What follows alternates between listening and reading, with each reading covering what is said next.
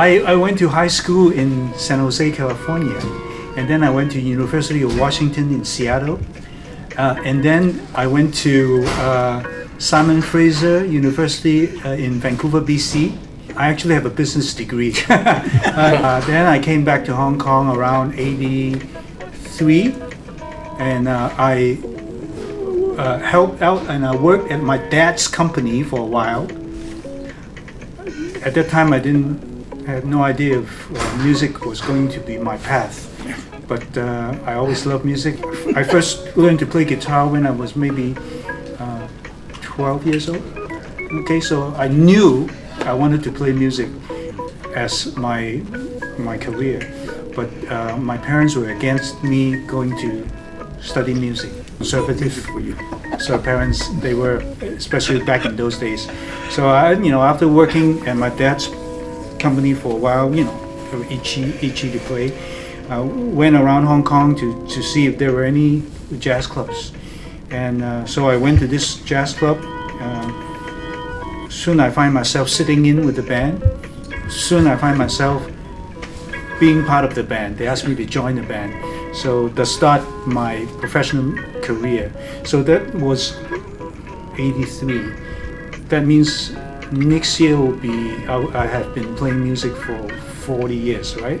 The golden period of jazz in Hong Kong was when we had this great jazz club in Hong Kong. The jazz club, that's the name. 87. From 1989, it went on to 2002, 2003, then it closed down. So during that first 10 years or so, I was in the house band. Whoever that jazz club invite from overseas, all the big name, cats from, Europe or the States, we get to play with them. And so it's really learning by doing it, with these guys on stage. So that was really the golden period of jazz for Hong Kong. You heard of the North Sea Jazz Festival in Holland, right? Yeah. So the North Sea, they tried to introduce that to Hong Kong, but whatever reason, it didn't work out. Yeah, Shanghai is Lincoln Center. It's very international. it's kind of like the New York of China in terms of like jazz music. But There's a Lincoln Center in Shanghai. Yeah.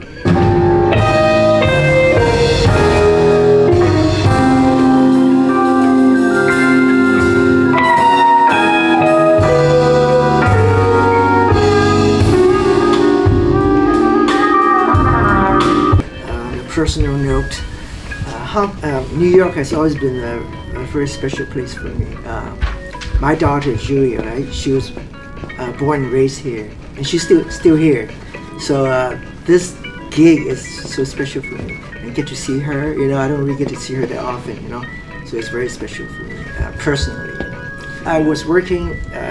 I was freelancing in New York throughout the '80s. Yeah.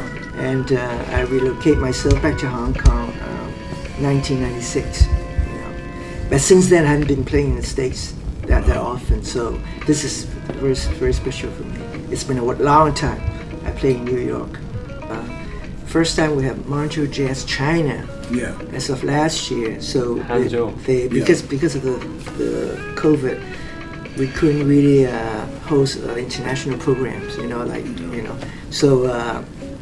But they went ahead with it anyway. We did an opening last year in Hangzhou, China. But this year it's canceled because due to the still they have travel restrictions, and it's very hard to have an international program.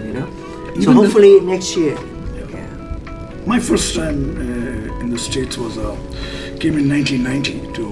We did the Sacramento Dixieland Jubilee Festival. 1990, wow. There were about 120 bands. And then I think I came back in 95 with Richie Cole. We played at the place that is not there anymore, Fat Tuesdays on Manhattan. Not there. And then I've been always coming to the US, but it's never playing jazz, it's always pop, canto pop. All the Chinese pop artists for many years, over 20 years now. But this one is a special one, absolutely special one for us. And I mean, playing at the Lincoln Center, and I'm with Randy Brecker, even though it's just a short performance of his, but still, it's very memorable, remarkable. That's about it. But I know almost every single artist in Hong Kong, every one of them. Very fortunate enough to work with all of them. 25 years now, almost. Yeah. The one interesting one I did was very interesting. I was in the U.S., Houston, Texas, Chicago. Those were the places that I've never thought that they would have cantopop, music. In Europe, we did Paris and, of course, London, Manchester. We also did Holland, like Rotterdam. All Chinese songs. So many fans. China, Fishes to play there's in at Beijing. least 2 chains of The Blue Note. jazz clubs. Yeah. One is called Blue is Jay-Z. quite new. They have some in many cities. Yeah.